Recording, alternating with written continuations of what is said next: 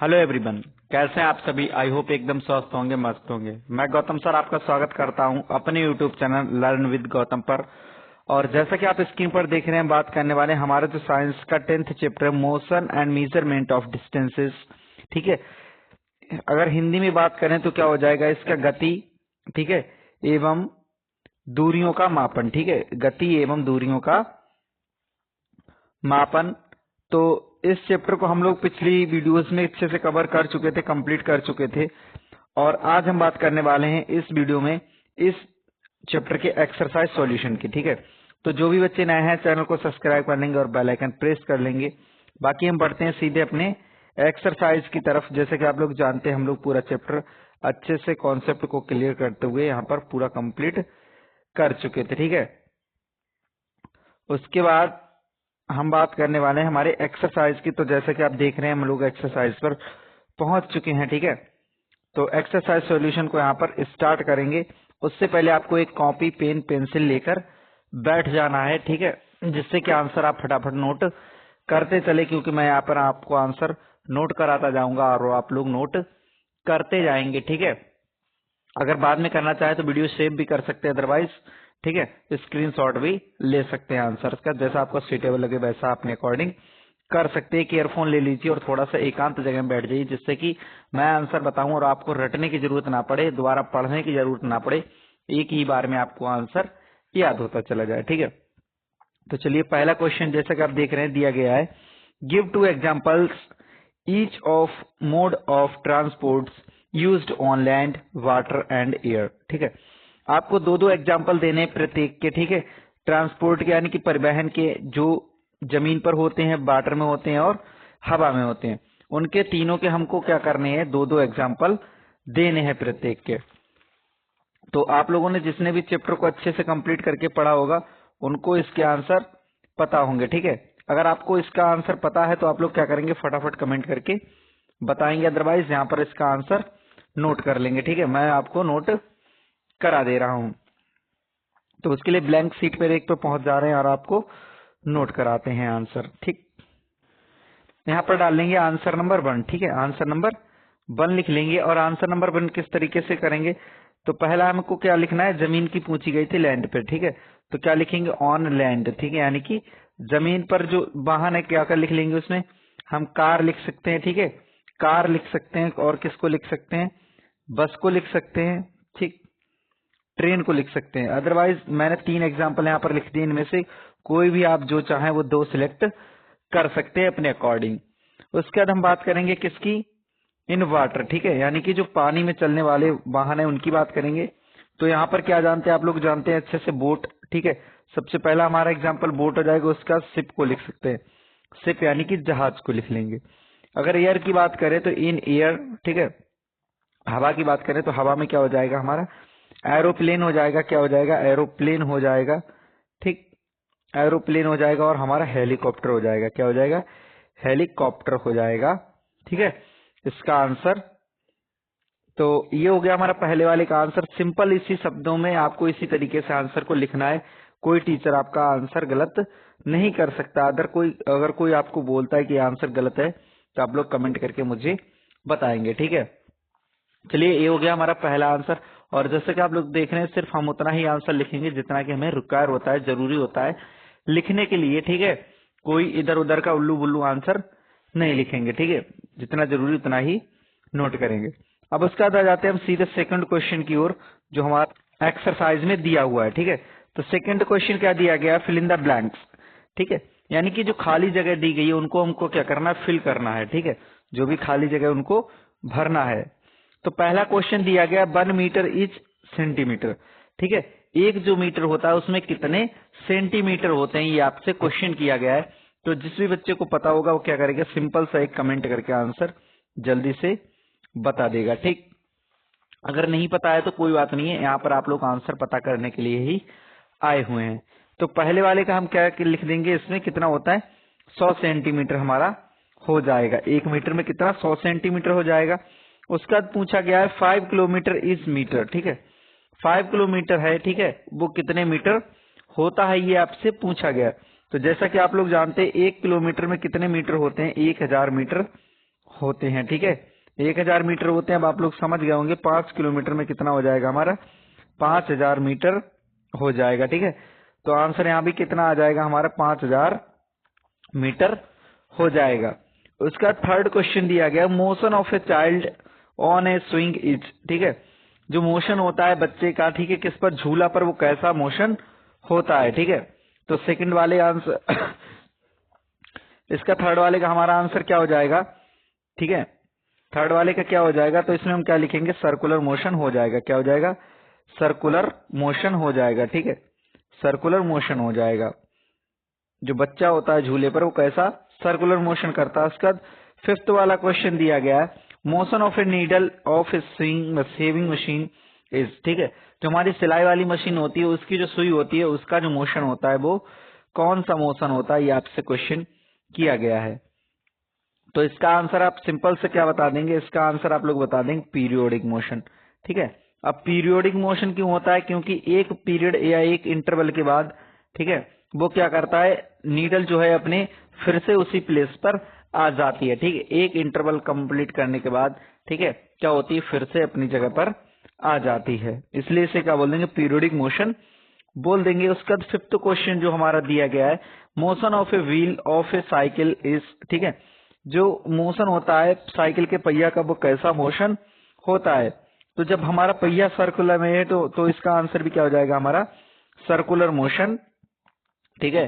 क्या हो जाएगा, सर्कुलर मोशन हो जाएगा, ठीक। क्या हो जाएगा हमारा आंसर, इसका सर्कुलर मोशन हो जाएगा।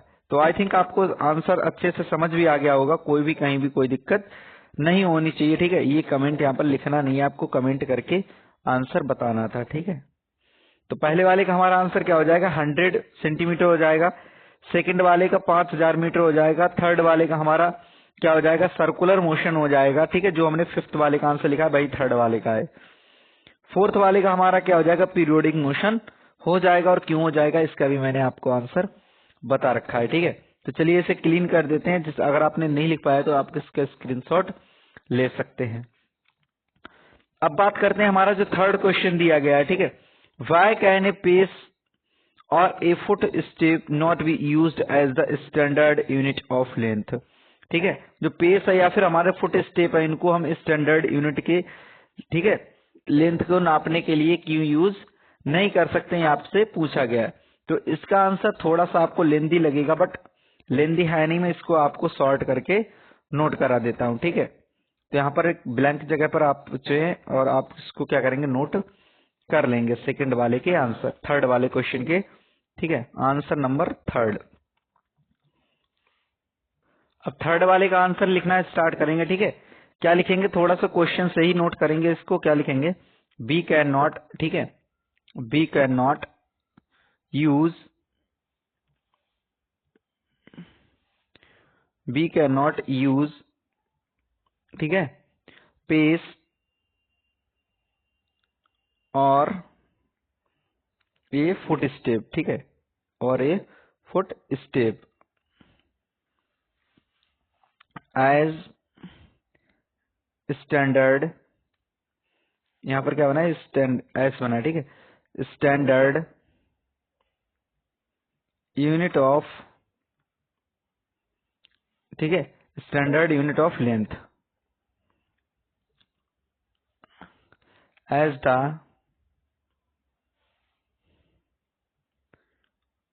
द साइज, ठीक है, of foot and the foot step and the foot step will not be will not be the same, ठीक है, be the same for every individual, ठीक है, every individual, यानी कि प्रत्येक व्यक्ति का जो पैर वगैरह का साइज है, ठीक है, वो कैसा सेम नहीं होगा। अब इसके बाद क्या लिखेंगे, 10, ठीक है, the measurement, the measurement, the measurement will not be same for different people, ठीक है, different people। अब क्या क्या आया है क्वेश्चन में, एक बार अच्छे से आप लोग ध्यान से सुन लीजिए, ठीक है। मैं पूरा पढ़ के बता देता हूँ, अगर कोई आपको फिर भी मिस्टेक लगता है तो आप लोग कमेंट करके पूछ सकते हैं, अदरवाइज आपको कोई मिस्टेक होनी नहीं चाहिए, ठीक है। क्वालिटी कम लग रही हो तो वीडियो की क्वालिटी थोड़ी सी इंक्रीज कर लेंगे। We can not use pace or a foot step as standard unit of length as the size of a foot and the foot step will not be the same for every individual, thus the measurement will not be same for all for different peoples, ठीक है। यानी कि जो pace है या foot step है वो सभी लोगों का लेंथ जो है उसकी कैसी होगी, अलग अलग होगी। इस वजह से क्या हो सकता है, मेजरमेंट सबका डिफरेंट हो सकता है अलग अलग पीपल के हिसाब से, इसलिए हम इसको यूज नहीं करेंगे, ठीक है। तो इसको फटाफट वीडियो रोक कर स्क्रीनशॉट ले लीजिए, क्योंकि वीडियो ज्यादा देर तक नहीं देखना है, ठीक है। स्क्रीनशॉट लेकर आराम से रोक के लिख लीजिए। चलिए हम आ गए, हमारा जो फोर्थ क्वेश्चन है, ठीक है। Arrange the following length in their the increasing magnitude, ठीक। जो भी हमको लेंथ दी गई है उनको किस में हमको बदलना है, ठीक है, उनके इंक्रीजिंग ऑर्डर में लिखना है। तो सबसे पहले जैसे कि आप लोग जानते हैं क्या आ जाएगा, हमारा मिलीमीटर आ जाएगा। तो मैं क्या कर रहा हूँ, नंबर 1 डाले जा रहा हूँ जो सबसे पहले आएगा। उसके बाद क्या आ जाएगा, हमारा सेंटीमीटर आ जाएगा, फिर आ जाएगा हमारा मीटर, और चौथे नंबर पर किलोमीटर आ जाएगा, ठीक। तो इस हिसाब से आप लोग नोट कर लेंगे, पहले मिलीमीटर आएगा, फिर सेंटीमीटर आ जाएगा, फिर मीटर आएगा, फिर किलोमीटर आ जाएगा। ये हमारा फोर्थ वाले का आंसर कंप्लीट हो जाएगा, ठीक। उसके बाद फिफ्थ वाले का आंसर किस तरीके से लिखेंगे आप लोग, the height of a person is the 1.65 metre express into centimetre and mm। अब आपको क्या करना है, एक व्यक्ति की जो हाइट थी, ठीक है, कितनी दी गई है, 1.65 मीटर दी गई है, और उसको आपको सेंटीमीटर mm में लिखना है, ठीक है। तो आप लोग जानते हैं, ठीक है, 1 पॉइंट, इसका हम फिफ्थ वाले का आंसर लिख रहे हैं, यहाँ पर आंसर लिख रहे हैं किसका, फिफ्थ वाले का। तो 1.65 मीटर कितना हो जाएगा हमारा, 165 सेंटीमीटर हो जाएगा, ठीक है। 165 सेंटीमीटर हो जाएगा, क्योंकि 1 मीटर है और 65 सेंटीमीटर है। उसका अगर मिलीमीटर में चेंज करें तो 1650 क्या हो जाएगा, हमारा मिलीमीटर हो जाएगा, ठीक। तो ये क्या हो जाएगा हमारा, अगर हम सेंटीमीटर में लिखेंगे तो इस तरीके से लिख देंगे, और मिलीमीटर में इस तरीके से लिख देंगे। तो ये हमारा फिफ्थ वाले का आंसर कंप्लीट हो जाएगा, ठीक है। तो यहाँ पर इसको इरेज कर देते हैं और पहुंच जाते हैं हम अपने 6 वाले क्वेश्चन पर। 6 वाला क्वेश्चन जैसे कि आप स्क्रीन पर देख ही रहे हैं। 6 वाला क्वेश्चन क्या दिया गया, the distance between Radha's home and her school is the 3250 metre, ठीक है। यानी कि राधा के घर से राधा के स्कूल की जो दूरी है कितनी है, 3250 मीटर है। अब इसको एक्सप्रेस करना है किसमें, किलोमीटर में। तो किलोमीटर में कैसे करेंगे इसको एक्सप्रेस, तो आंसर क्या लिख देंगे हम, ठीक है। इसको मीटर को हम किस में चेंज करेंगे, किलोमीटर में चेंज करेंगे। तो किलोमीटर में चेंज करने के लिए क्या लिख देंगे, सीधे 3.25, ठीक है, किलोमीटर लिख लेंगे। अब इस तरीके से क्यों लिखा है, क्योंकि हमने इसको क्या किया था, मीटर में दिया गया है, तो 1 किलोमीटर में कितने, 1000 हमारे मीटर होते हैं। तो हमने क्या किया, इसको 1000 से क्या कर दिया, डिवाइड कर दिया, ठीक है, भाग कर देंगे। तो हमारा कितना आ जाएगा, 3.25 किलोमीटर आ जाएगा, ठीक है। उसके बाद हमारा दिया गया 7th वाला क्वेश्चन। 7th वाला क्वेश्चन क्या दिया गया है, while measuring the length of a knitting needle, the reading of the scale at one end is the 3 centimeter and the other end is the 33.1 centimeter. What is the length of the needle, ठीक है। जो needle थी, ठीक है, उसकी जो measuring करी, तो जो रीडिंग स्केल की थी कहां से स्टार्ट हुई थी, 3 सेंटीमीटर से, और आखिर कहां पे हुआ, 33.1 सेंटीमीटर पे, ठीक। अब आपसे पूछा गया एक्चुअल जो लेंथ आपने नापी है वो कितनी हो जाएगी। तो जैसा कि आप लोग जानते ही हैं, ठीक है, इसके लिए हम क्या करेंगे, इसके लिए हमको क्या करना है, सिंपल जो हमारी लास्ट में जो फाइनल वो आई थी वैल्यू, ठीक है। तो 7th वाले का आंसर किस तरीके से लिखेंगे, ठीक है, इसको नोट एक बार कर लेते हैं। 7th वाले का आंसर किस तरीके से यहाँ पर नोट करा देते हैं। 7th वाले का आंसर लिखेंगे लेंथ ऑफ नीडल, ठीक है, लेंथ ऑफ नीडल लिख लेंगे यहाँ पर, नीडल, ठीक, कितनी थी हमारी 33.1 सेंटीमीटर हमारी फाइनल थी, ठीक है, एंड पॉइंट था, और जो हमारी स्टार्टिंग की थी 3.0 सेंटीमीटर, ठीक है, ये क्या थी हमारी स्टार्टिंग की थी, ठीक। अब इसको इसमें से 33 में से 3.0 हमको माइनस कर देंगे तो हमारा कितना आ जाएगा 30.1 सेंटीमीटर आ जाएगा, और यही हमारा क्या हो जाएगा आंसर हो जाएगा इसका, ठीक है। तो लेंथ ऑफ नीडल कितनी हो जाएगी, हमारी हो जाएगी 30.1 सेंटीमीटर, ठीक। तो इसको नोट कर लिया होगा। बाकी आ जाते हैं हम अपने एर्थ वाले क्वेश्चन पर, और जैसे कि आप लोग देख ही रहे हैं एर्थ वाला क्वेश्चन क्या दिया गया हमसे, क्या पूछ रहा है, ठीक है। तो एर्थ वाला क्वेश्चन दिया गया है, write the similarities and differences between the motion of a bicycle and a ceiling fan that has not been switched on, ठीक है। कुछ सिमिलरिटी लिखनी है किसकी, हमको साइकिल और हमारे छत वाले पंखे की, बाकी कुछ डिफरेंस लिखने हैं साइकिल में और, ठीक है, पंखे में, यानी कि क्यों ये डिफरेंट होते हैं और किस तरीके से सेम होते हैं, उस चीज को हमको क्या करना, लिखना होगा। तो इसका भी आंसर मैं आपको नोट करा देता हूं, आप लोग क्या करेंगे, नोट कर लेंगे, ठीक है। एर्थ वाले का आंसर सिमिलरिटीज और डिफरेंसेस दोनों चीजों को मैं नोट करा देता हूं, ठीक।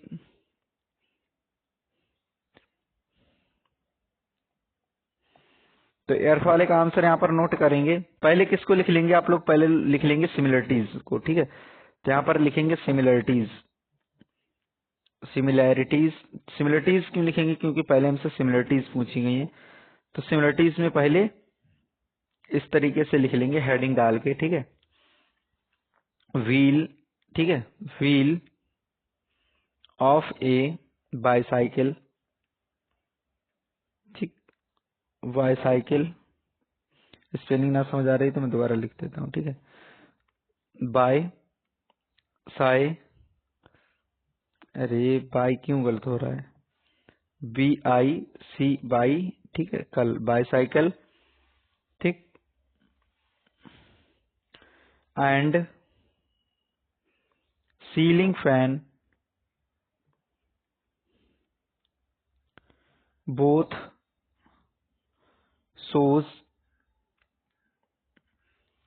सर्कुलर मोशन, ठीक है। सिमिलरिटीज क्या है, दोनों क्या दिखाते हैं, सर्कुलर मोशन दिखाते हैं, ठीक है, सर्कुलर मोशन दिखाते हैं, ठीक। अगर हम इनके डिफरेंसेस की बात करें, ठीक है, डिफरेंस की बात करें, किसकी बात करें हम, डिफरेंस की बात करें, ठीक।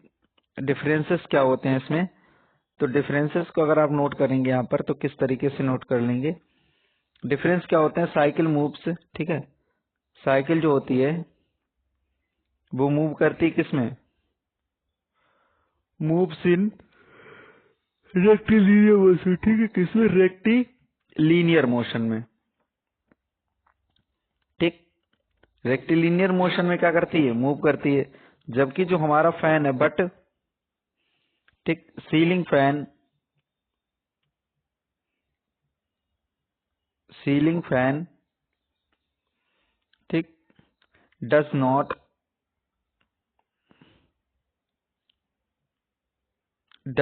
मूव इन रेक्टिलिनियर मोशन, ठीक है, रेक्टिलिनियर मोशन, ठीक, रेक्टिलिनियर मोशन। अब एक बार फिर से ध्यान से सुन लीजिए, सिमिलरिटीज क्या दी गई हैं, व्हील ऑफ ए बाईसाइकिल, ठीक है, and ceiling fan both shows the circular motion, ठीक है। जो व्हील होता है साइकिल का और किसका, हमारा सीलिंग फैन का, वो क्या कर दिखाते हैं, दोनों सर्कुलर मोशन दिखाते हैं। अब डिफरेंस क्या हो गया, cycle moves in the rectilinear motion, लेकिन जो सीलिंग फैन है वो रेक्टिलिनियर मोशन में मूव नहीं करता है, ठीक है। तो इसको भी आंसर को फाइनल कर दिया है, और हम लोग पहुंच चुके हैं कहाँ, अपने 9th वाले क्वेश्चन पे। तो 9th वाला क्वेश्चन जैसे कि आप लोग देख रहे हैं थोड़ा सा लेंथी दिया गया है, बट इसका आंसर जो है, ठीक है, इसी तरीके से है, बट इसको क्या करेंगे हम, थोड़ा सा शॉर्ट करा के आंसर इसका लिखवा देंगे। पहले का क्वेश्चन सुन लीजिए ध्यान से, why would you not like to use a measuring tape made of and the elastic material like the rubber to measure the distance. आप रबड़ के बने हुए, ठीक है, या किसी भी इलास्टिक मटेरियल के बने हुए जो मेजरिंग टेप होते हैं उनको यूज क्यों नहीं करते हैं डिस्टेंस को मेजर करने के लिए। What would be the sum of the problems would you meet in the telling someone about the distances you measured with such a tape? ठीक है, आप क्या प्रॉब्लम फेस करते हैं, ठीक है, अगर आप इस प्रकार के किसी भी, ठीक है, फीते से टेप से क्या करते हैं, डिस्टेंस को मेजर करते हैं। तो इसका आंसर हम किस तरीके से लगाएंगे, ठीक है, किस तरीके से इसका सॉर्ट करना चाहेंगे तो वो आपको नोट करा देते हैं। ठीक, अब जैसे कि आप लोग देख रहे हैं 9th वाले का हमने आंसर आपको लिखकर रेडी कर दिया है, क्योंकि धीरे धीरे लिखने में टाइम थोड़ा सा ज्यादा लग रहा था और आपको, ठीक है, टाइम वेस्ट हो रहा होगा। तो आंसर मैं पढ़ के आपको एक बार बता देता हूँ। Elastic tape will not be accurate measurement because it stretches in length and reduce in size when not stretched. ठीक है, अब क्या है, जब हम क्या करेंगे, इलास्टिक टेप का अगर हम यूज करते हैं तो क्या ये हमारे लिए एक्यूरेट मेजरमेंट नहीं करेगा, क्योंकि अगर हम इसकी लेंथ को, ठीक है, जरा सा भी खींच देंगे तो क्या हो जाएगा, इसकी लेंथ बढ़ जाएगी। अगर हम इसको ढीला करेंगे तो क्या होगा, इसकी लेंथ रिड्यूस हो जाएगी, कम हो जाएगी। ठीक है, इसकी वजह से क्या होगा, हमको जो भी डिस्टेंस हम नाप रहे हैं, ठीक है, वो हमको कैसी एक्यूरेट नहीं मिल पाएगी। ठीक है, एक्यूरेट नहीं मिल पाएगी तो यानी कि हमारा मेजरमेंट कैसा हो जाएगा, गलत हो जाएगा। ठीक है, तो ये 9th वाले का आंसर आप इस तरीके से आप नोट कर लीजिए फटाफट वीडियो रोक के। ठीक है, अब आ जाते हैं हम अपने 10th वाले आंसर की ओर। तो जैसे कि आप लोग देख रहे हैं 10th वाला क्वेश्चन, छोटा सा क्वेश्चन दिया गया है तो छोटा सा ही इसका आंसर होगा। ठीक, सिंपल सा। वैसे भी 9th वाला क्वेश्चन आपको बड़ा था, बट ये आएगा नहीं, बट आपसे कोई ऐसे नॉर्मली पूछ सकता है तो आप उसका आंसर बता सकते हैं। ठीक है, लेकिन 9th वाला क्वेश्चन आपके पेपर में एग्जाम में नहीं आएगा, इसलिए मैंने आंसर को भी छोटा लिखा दिया है। तो 10th वाले का क्या दिया गया है, give 2 examples of periodic motion. तो पीरियोडिक मोशन का हमको सिर्फ 2 एग्जांपल लिखना है। तो आप लोगों ने पढ़ा था पेंडुलम के बारे में, तो एक आंसर क्या लिख देंगे, पेंडुलम लिख देंगे। ठीक है, पेंडुलम लिख देंगे। और सेकंड जो हमारा आंसर क्या हो जाएगा, ठीक है, child on swing, child on the swing, यानी कि जो बच्चा है वो झूले पर है, इसको हम क्या लिख देंगे, इसका आंसर लिख देंगे। ठीक है, तो 10th जो हमारा क्वेश्चन यहाँ पर कंप्लीट हो गया, इसका मतलब यानी कि हमारी एक्सरसाइज सॉल्यूशन यहाँ पर कंप्लीट हो चुका है। ठीक है, तो यहाँ पर आपने यहाँ तक वीडियो अगर देखी है तो आपको इसका मतलब वीडियो अच्छी लगी होगी। अच्छी लगी है तो आपको फटाफट क्या करना है, वीडियो को लाइक कर देना है। ठीक है, वीडियो को क्या करना है, लाइक कर देना है। और अपने कोई भी डाउट है उसको कमेंट करके पूछ लेना है। ठीक है, जो भी आपका डाउट हो रह रहा हो मन में, ठीक है, उसको क्या करेंगे, कमेंट करके पूछ सकते हैं। बाकी अगर आपको कोई रिव्यू देना है, ठीक है, कोई आपको लगता है सजेशन देना है तो आप लोग कमेंट करके बता सकते हैं। बाकी चैनल को सब्सक्राइब करके और बेल आइकन प्रेस करके जरूर रखना है, जिससे कि आने वाला नोटिफिकेशन आपको प्रोवाइड कराया जा सके। और अगले वीडियो में हम बात करने वाले हैं हमारा जो 11th चैप्टर है उसको कंप्लीट करेंगे। ठीक है, तब तक के लिए अपना ख्याल रखिए, स्वस्थ रहिए, मस्त रहिए। मैं मिलता हूँ अगले वीडियो में, तब से विदा चाहता हूँ। जय हिंद।